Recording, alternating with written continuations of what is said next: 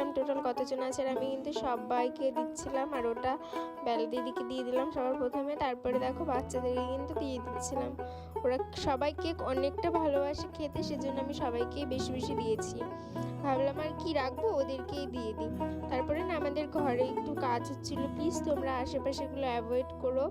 তো আমি চলে যাই ওই কাকুগুলোকে দিতে।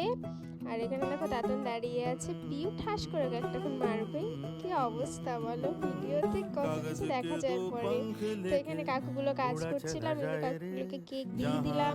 তারপরে এখানে আমাদের বাড়িতে আরেকটা কাজ হচ্ছিল, পাইপের কাজ। সেখানে একটা দাদা এসেছিল, আমি একটু সেই দাদাকেও কেক দেব সেটাই আনতে যাচ্ছিলাম। আর এখানে তার আগে আমি একটু সন্টুকে কেক দিয়ে নিলাম। ও ঘরে আসতে একদম যাচ্ছিল না, অনেক লজ্জা পায়।